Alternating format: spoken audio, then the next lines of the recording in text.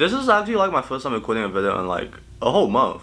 Which is kind of sad because I'm about to tell you guys a terrible fucking story. So it's currently 9:15 and it's also May 17th. You know, that's actually exactly a month after my birthday. I am currently in Washington, you know, the capital of the United States that I really don't give a fuck about. And the reason I am in Washington is because I recently just visited New York, or more specifically Staten Island and Syracuse for my sister's graduation. Yeah, I had a pretty eventful week, met a lot of new, like, you know, really cool people, reunited with some old friends and family, and it was just overall a great week, you know. I had a lot of great food. Yeah, and yeah, May 16th was my last day, and my flight was supposed to depart at 5:48, which it did. But the confusing part about the Syracuse airport is that when you're making like a longer trip, I guess like 2 hours and longer, you have to be on multiple flights. Like for example, I live in South Carolina, and I guess the flight itself is too long. It's like 2.5 hours, so they decided to send me to Washington first and allow me to get like a 1 to 2 hour break. Yeah, they had a flight prepared for me like 2 hours afterwards. So I got there at like 7 o'clock. My flight was supposed to leave at like 9 o'clock. It was like 8:59 or something.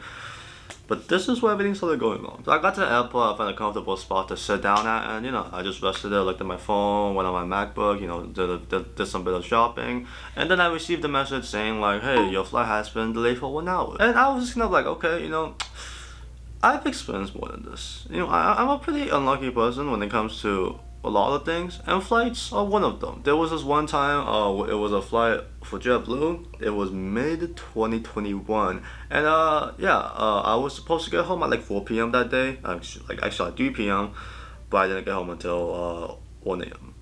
Yeah. But this expense is somehow worse than that. So yeah, I waited until like 9, and yeah, it got delayed for an hour again. I'm gonna be honest, I was expecting that part, you know, like the first delay that would happen, I was like, okay, second one could come at any second. And although it was at the tip of my mind, I was still fucking shocked when the whole flight just got canceled. I mean, like, yeah, I've experienced like my shares of delays and whatever, but like I've never had a flight just straight up be canceled on me, because it's like I don't know how to explain it. It's a very weird experience when you're by yourself. I was just thinking to myself like, okay, am I just gonna stay the night at the airport? You know, like stay there for like what time was it? Like 13 hours, because the next available flight they had was timed at 1 p.m. like 1:48 p.m. and it was around like 9 to 10 p.m. when they announced that the flight was cancelled, so I'll have to stay there for like 13-14 hours. Or I can go off the other route and spend up to hundreds for a hotel located in Washington. You know, this is Washington we're talking about. One of the most interesting and one of the most popular, how the fuck do I say this? I mean, it's not really a vacation site. People just come over here a lot because, you know, it's the capital of the fucking US. So there's a good amount of days to like look around here as well. And yeah, you know, I was actually thinking about going with the first route. I called my parents. They also didn't know what to do. But my sister decided to book me a hotel, which is the one I'm staying at right now. Now, I was very against the idea of me staying at this hotel at first because I knew that American Airlines, those cheap motherfuckers, were not going to cover for like all of these expenses at all. I mean, they just told me that I wasn't gonna get a refund for my flight. Like what? You delayed my flight for 2 hours, and you also canceled that then, and you expected me to sit on one of those uncomfortable chairs for like what, 14 hours straight, and not even like budget look towards me? Is that how this fucking works? Let's talk about the JetBlue flight for a second. The JetBlue flight was delayed for 10 hours because of some weather issues on the way to South Carolina. I knew this because my sister was actually driving to South Carolina at like on the same exact day. She actually wanted me to go with her at first, and I was never against it. But after a while, I was like, okay, I'll go with you guys. But she thought that I would have like an unpleasant experience, which probably would have happened because, you know, there were already 2 people in the car, and they also had like 4 pets going with them. So, you know, it would be a cramped space, and I would also be sitting there for 13 hours. So, you know, I understand where she was coming from. I mean, we just had like a 4-hour car ride from like Staten Island to Syracuse recently, and that was fucking terrible. Like, I was so fucking tired throughout the whole thing. But yeah, they decided that it would be better for me to go on the plane, and you know, I kind of agree with them. It's like a 2-hour plane ride. I should have gone there like 8 hours before them, because it takes around like 12-13 hours to drive from New York to South Carolina. And yeah, they ended up getting there at like 12 a.m.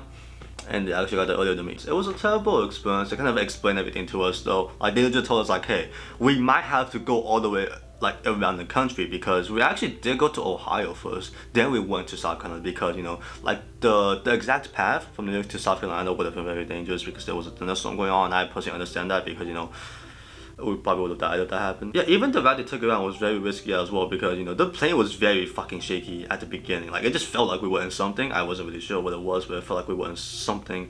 And yeah, when it came to that flight, I wasn't exactly like mad or emotional at the whole thing. I was just kind of like, damn, I'm like an unlucky person. Like, I was like, wow.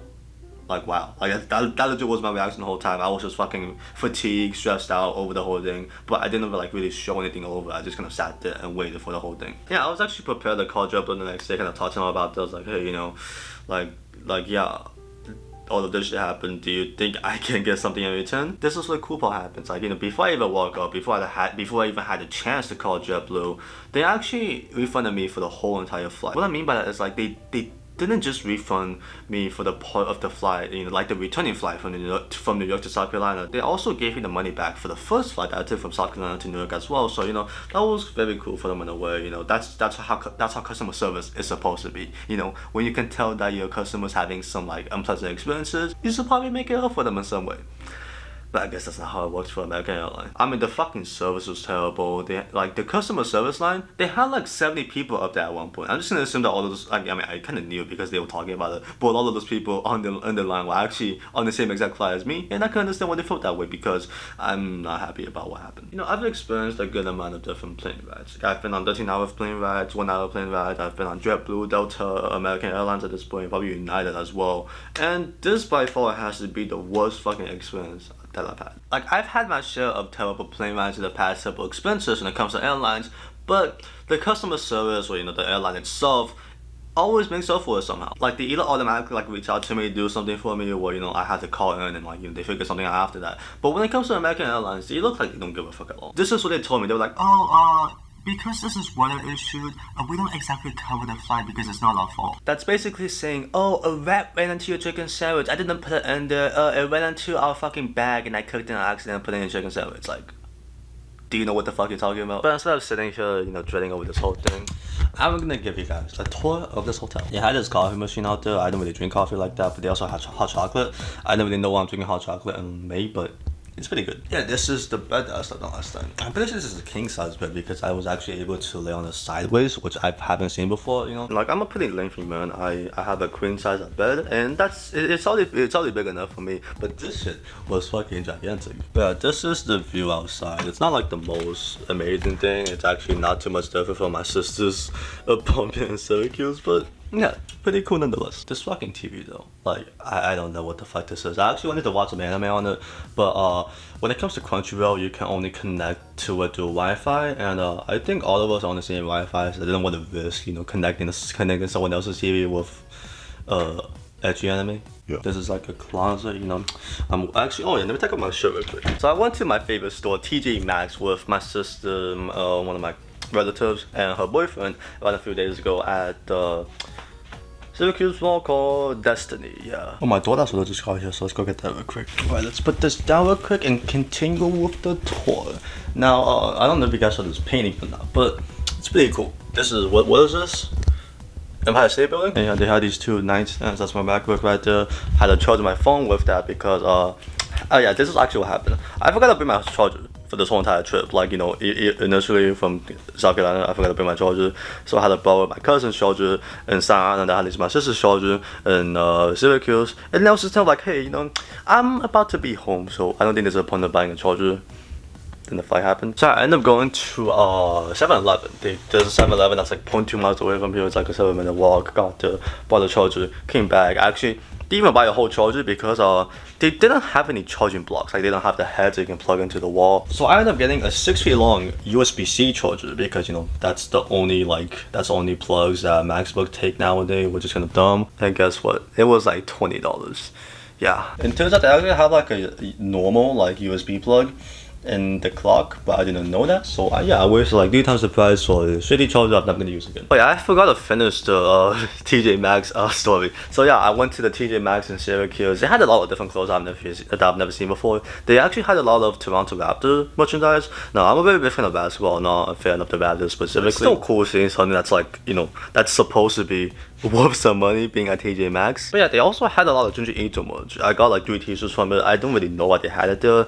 The one they have in South Carolina doesn't have shit. So yeah, it's kind of cool finding something that I feel like I wasn't supposed to find at a TJ Maxx. Yeah, so this hotel room is actually connected to a living room right here. Now, I wasn't shocked by this when I first saw it because I normally, you know, stay at the hotel rooms. Like, the hotel rooms that I'm used to normally have like 2 queen size beds. It's like twice the size of this room, and they also have like a desk to the side, maybe 2 TVs or just 1 TV in the center. So yeah, when I entered and I saw this, I was actually kind of shocked. They have a sofa, another painting of the Empire State Building, same shitty TV, another painting, dining desk. Yeah, pretty neat.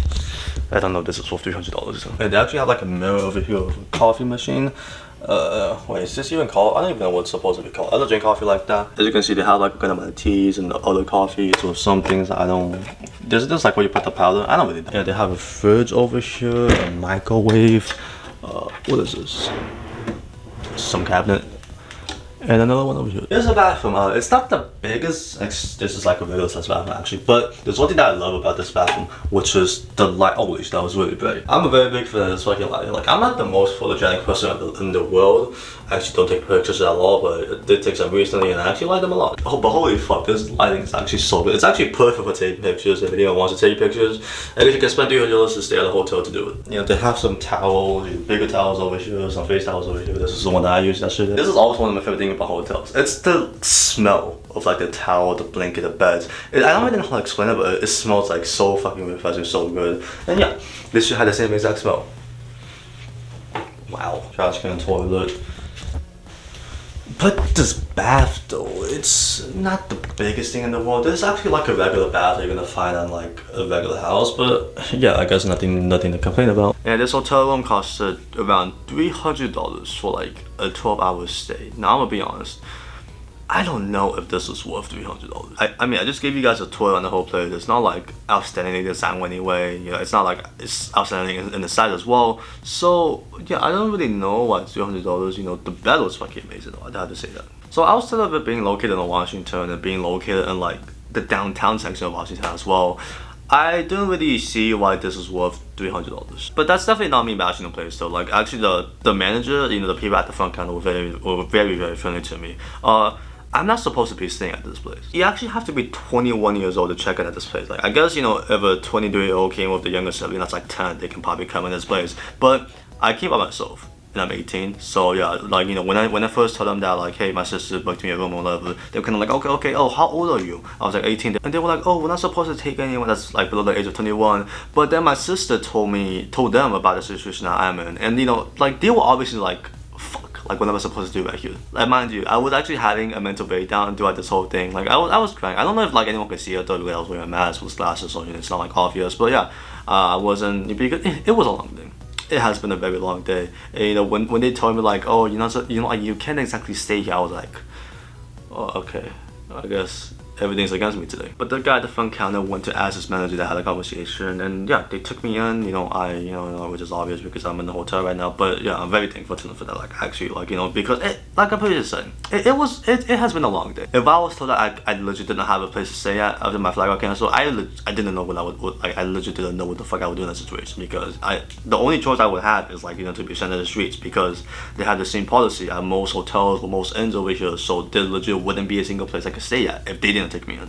So in a way, I feel like I was finally accepted by someone after the whole world was against me for a whole entire day. So yeah, damn, those were some nice people. But yeah, that was just like a quick little rant, quick little update about what's happening to me right now because I still don't know what's happening to me right now. I was told that my hotel, I don't really know how the fuck it works. Like my booking, I don't know how to fix it. My booking ends at like 11 a.m. So I have around 65 minutes, actually 75 minutes right here. That's definitely enough time for me to, you know, have breakfast, you know, clean up some things and go to the airport. And yeah, hopefully nothing goes wrong this time. I'll update you guys with more things.